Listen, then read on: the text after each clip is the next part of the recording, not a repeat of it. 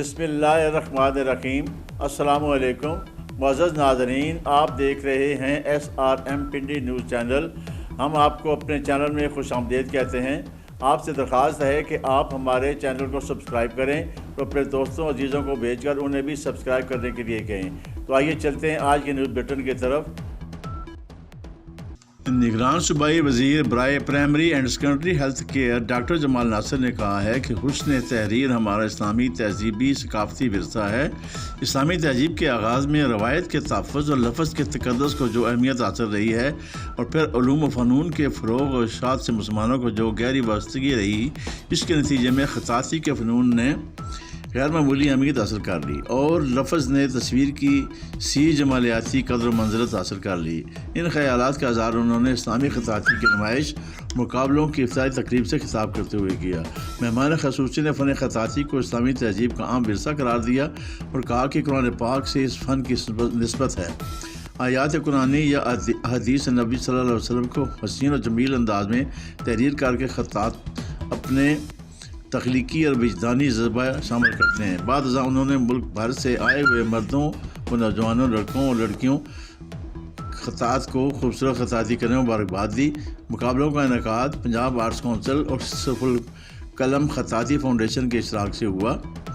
Director Punjab arts council Rawalpindi Waqar Ahmed نے کہا کہ اسلامی خطاطی مسلمانوں کی میراث ہے۔ خطاطی کی روایت صدیوں پرانی ہے اور ہمارے خطاط اس روایت کے امین ہیں جنہوں نے اس فن کو زندہ رکھا ہوا ہے۔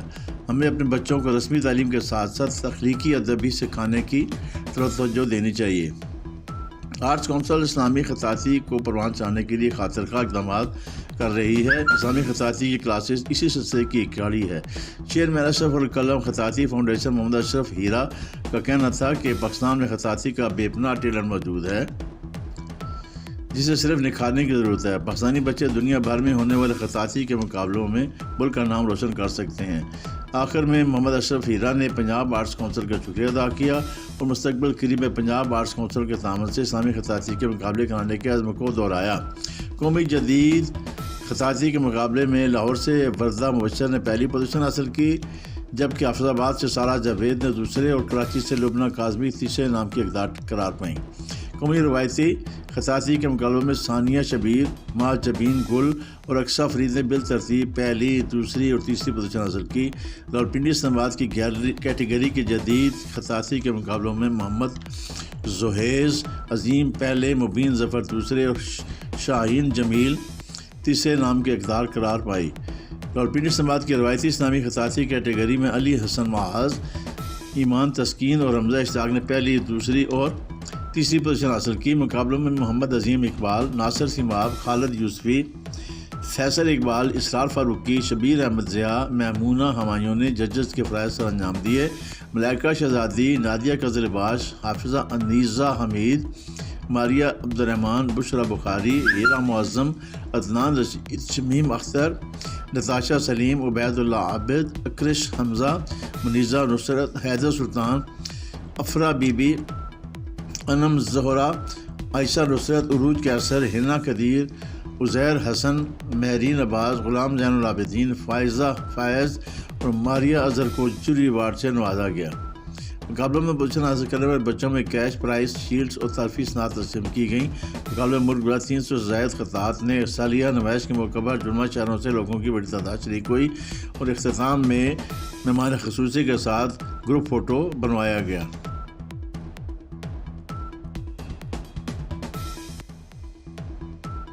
پاکستان مسلم لیگ نون کی سینئر نائب صدر اور چیف آرگنائزر مریم نواز کے آج 19 فروری کو مسلم لیگ نون راولپنڈی ڈویژن کے زیر اہتمام ہونے والے عظیم الشان ورکرز کنونشن میں آمد پر فقیر المثال استقبال کرنے کے لیے سابق امیدوار اور پاکستان مسلم لیگ نون راولپنڈی کے رہنما سابق امیدوار NA60 سجاد خان کی قیادت میں دن 11 بجے مسلم لیگ نون راولپنڈی NA60 اور دیگر علاقوں کے غیور کارکنوں کا ایک بہت بڑا جلوس کمیٹی چوک سے نصیر آباد روانہ ہوگا۔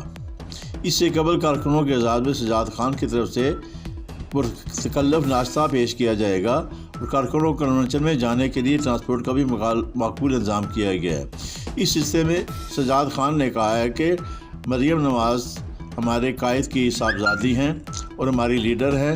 ہم ان کا شان استقبال کر کے یہ ثابت کریں گے کہ راولپنڈی مسلم لیگ نون کا گڑھ ہے، اور انشاءاللہ آئندہ الیکشن میں پاکستان مسلم لیگ نون قومی اسمبلی کی اور صوبائی اسمبلی کی ساری سیٹیں جیت کر کامیابی سے مکنار ہوگی، اور یہ سیٹیں نمایاں نواز شریف کے قدموں میں رکھیں گے۔ پاکستان پیپل پارٹی کے سینٹرل ایگزیکٹو کمیٹی کے ممبر اور پیپلز لیبر بیورو پاکستان کے انچارج چودھری منظور احمد نے کہا ہے کہ پشاور سے کراچی تک دہشت گردی کے حالیہ واقعات ریاست، حکومت اور عوام کے لیے ایک نئے چیلنج کے طور پر سامنے آئے ہیں، جس سے ملک کو درپیش معاشی بحران سنگین تر ہو سکتا ہے۔ پہلے ہی کئی بحران ریاست کے اندر داخل ہو کر اس کی جڑوں کو کھوکھلا کر چکے ہیں، جنہوں نے اس ملک کی معیشت اور سیاست کو شدید مشکلات سے دوچار کر رکھا ہے۔ اس امر کا اظہار انہوں نے گزشتہ روز people's party labour bureau central Punjab کے صدر سید نذر حسین شاہ، صوبائی سیکرٹری اطلاعات سجاد حسین ساجد اور سٹی صدر راجہ عبد المجید کے ہمراہ میڈیا نمائندوں سے گفتگو کرتے ہوئے کیا۔ چودھری منظور احمد نے کہا کہ ملک کا المیہ اس وقت یہ ہے کہ نہ سیاست ہو رہی ہے، نہ انصاف ہو رہا ہے، نہ صافت ہو رہی ہے، نہ حفاظت ہو رہی ہے، نہ ہی معیشت چل رہی ہے۔ حکمران طبقے کے تمام حصے بری طرح ناکام ہو چکے ہیں، اور وہ اپنے ہی طبقے کے مفادات کا تحفظ کرنے کے لیے بھی کوئی قربانی دینے کے لیے تیار نہیں ہیں۔ اسد عمر، حفیظ شیخ، شوکت ترین، مفتاح اسماعیل اور ساکھ ڈار ایک ہی سرمایہ دار طبقے کے نمائندے ہیں، جن کے پاس ایک ہی نسخہ ہے کہ بالواسطہ ٹیکسوں کی صورت میں سارا بوجھ محنت کش غریب طبقات پر ڈال دیا جائے۔ یہ دنیا کا واحد ملک ہے جہاں غریبوں سے ٹیکس لے کر امیروں کو دیا جا رہا ہے۔ یہاں ویلتھ ٹیکس تک نہیں لگایا جا سکتا۔ جو سپر ٹیکس ایک دفعہ کے لیے لگا تھا وہ بھی عدالت نے کالعدم قرار دے دیا۔ انہوں نے کہا کہ IMF کے ساتھ قرض کے لیے کیے گئے معاہدے اور شرائط کی پاسداری کے نتیجے میں مجبوراً لگائے گئے ٹیکسوں اور بجلی، گیس اور تیل کی قیمتوں میں اوچربا اضافے نے لوگوں کو برباد کر دیا ہے۔ مہنگائی میں بے پناہ اضافے نے عام آدمی، مزدور اور تنخواہ طبقے کی کمر توڑ کر رکھ دی ہے۔ پیپل لیبر بیورو کے انچارج نے کہا کہ اس بحران سے نکلنے کے لیے ذوالفقار بھٹو کی اقتصادی پالیسیوں کو جدید زمانے کے تقاضوں سے ہم آہنگ کر کے لاگو کرنا ہوگا۔ ملک، سماج اور معیشت کو اس وقت 5 اداروں اور 50 خاندانوں نے جکڑا ہوا ہے۔ جب تک اسے ان اداروں اور خاندانوں کے چنگل سے آزاد نہیں کروایا جاتا، تب تک محنت کش عوام کا استحصال یوں ہی جاری رہے گا۔ اس چنگل سے نکلنے کے لیے محنت کشوں، مزدوروں، کسانوں، طالب علموں، نوجوانوں، مظلوم و محکوم طبقات کو منظم ہو کر مشترکہ جدوجہد کرنا ہوگی اور سرمایہ دارانہ طبقاتی نظام سے نجات حاصل کرنا ہوگی۔ پاکستان مسلم لیگ نون شعبہ خواتین راولپنڈی کی رہنما ثمینہ شعیب نے کہا ہے کہ پاکستان مسلم لیگ نون اپنے محبوب قائد میاں محمد نواز شریف اور ان کی صاحبزادی مریم نواز، جو کہ مسلم لیگ نون کی سینئر نائب صدر اور چیف آرگنائزر بھی ہیں، کی مدبرانہ قیادت میں ملک میں جمہوری قدروں اور اعلیٰ روایتوں کو پروان چڑھا رہی ہیں۔ مریم نواز اپنے قائد میاں نواز شریف کی ہدایت اور دی جانے والی اہم ذمہ داری کو نبھانے کے لیے ملک بھر کے دورے کر کے مسلم لیگ نون کے ورکرز کنونشن منعقد کر کے پارٹی میں اور پارٹی کے ورکروں میں نیا جوش اور نیا جلبلہ پیدا کرنے کے علاوہ کارکنوں کے ساتھ مقامی سطح پر ہونے والی تنظیمی نوعیت کی ناانصافیوں کا ازالہ بھی کر رہی ہیں۔ مریم نواز کے ان نئے اقدامات اور کارکنوں کے ساتھ باہمی رابطہ استوار کرنے سے کارکنوں میں نہ صرف نئی گرمجوشی پیدا ہوئی ہے بلکہ ان کے حوصلے بھی بلند ہوئے ہیں۔ ثمینہ شعیب نے کہا کہ راولپنڈی میں بھی تنظیم نو کے سلسلے میں کچھ لوگوں نے احتجاج کیا ہے، لیکن یہ معمولی بات ہے۔ بہت جلد راولپنڈی کے رہنماؤں کارکنوں میں پائے جانے والی تلخی معمولی سے اختلافات ختم ہو جائیں گے، اور پارٹی کے تمام رہنما اور کارکن متحد ہو کر اپنے محبوب قائد میاں نواز شریف کی پارٹی کو مزید مضبوط کرنے کے علاوہ آنے والے الیکشن میں قومی اور صوبائی اسمبلی کی ساری سیٹیں جیتنے کے لیے اپنا اپنا کردار ادا کریں گے۔ ہم آج راولپنڈی میں ہونے والے ورکرز کنونشن میں راولپنڈی آمد پر اپنی ہر عزیز قائد مریم نواز کو دل کی گہرائیوں سے خوش آمدید کہتے ہیں۔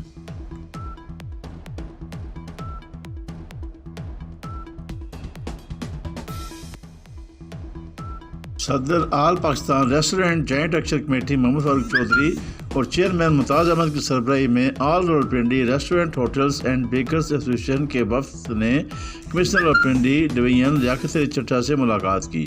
کمشنر راولپنڈی تعینات ہونے پر مبارکباد پیش کی اور پھولوں اور پیش کیے۔